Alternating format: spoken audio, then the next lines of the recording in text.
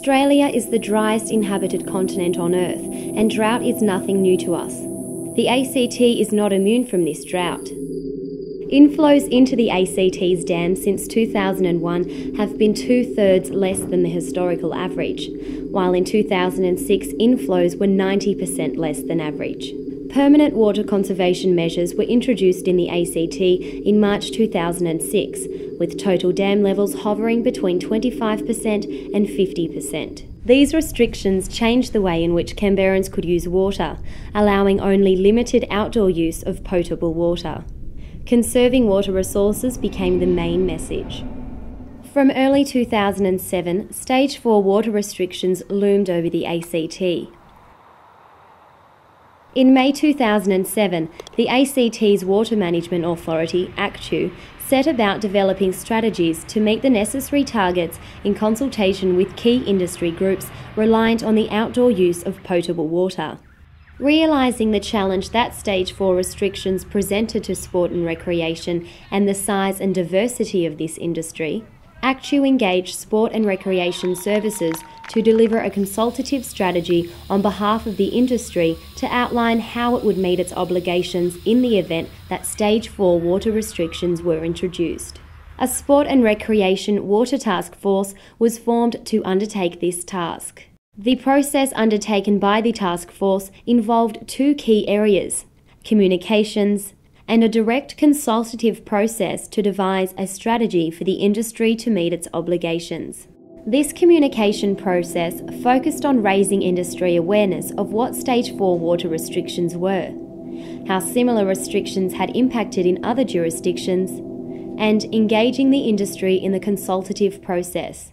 Importantly, this process also engaged the media to ensure that issues were accurately reported and that sport and recreation assumed a higher profile when the possible impact of any Stage 4 restrictions were considered. More than 350 industry representatives and various media were directly engaged in these initial communication activities.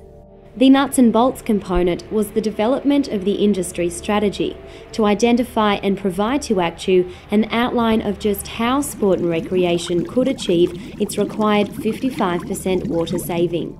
This included direct consultation with venues managers, undertaking a comprehensive audit of their facility, determining its maximum usage capacity, and whether the venue manager actually wished to seek any exemption from Stage 4 restrictions.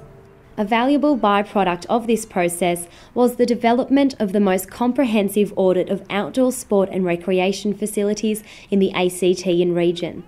This allowed for all facilities to be categorised into one of several categories according to its primary use.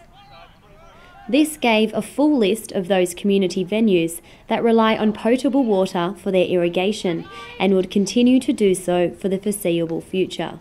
In parallel to this process, the task force met directly with more than 30 sporting organisations and hundreds of representatives to ascertain the minimum number of facilities that would be required to maintain competitions, noting that current activities like training might be an impossible luxury under Stage 4.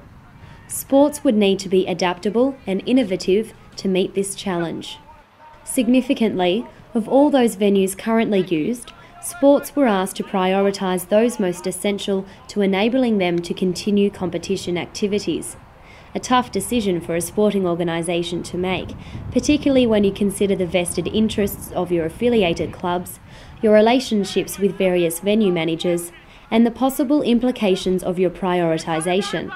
Having a ground rendered unirrigated and unplayable in the event that Stage 4 is introduced. Armed with the information from the facility audit process and the priority facility listing from various sporting groups, the task force began the process of categorising venues according to their use and water status, while also determining which facilities were of highest priority for the industry. In accordance with the water-saving target determined by ACTEW, a total of 114 venues were recommended in the task force's final industry strategy from exemption in the event Stage 4 was introduced. These facilities would best ensure that a maximum level of participation and continued physical activity diversity could be maintained, While recent rain has returned the ACT to water storage levels approaching 50% and Stage 4 restrictions have not yet been introduced, the reality of climatic change has forced us to think more strategically about our sporting facilities and the water sustainability of current and future facilities. The facility audit process has clearly identified what facilities we currently have, while also raising possibilities about how many can be made more sustainable and reduce their reliance on potable water for irrigation. Ideas such as recycled water, sewer mining, rainwater tanks, and artificial surfaces are now openly considered and embraced. Recognising the importance of the sport and recreation industry and the facilities which provide the foundation for this industry, the ACT government has set a bold vision to ensure that by 2013, no sports ground will rely solely on potable water to ensure its operation. Aided by the information harnessed by the task force during the development of the Stage 4 strategy and the cooperation of a more water-conscious industry, a comprehensive long-term plan is being developed to see this bold goal become a reality.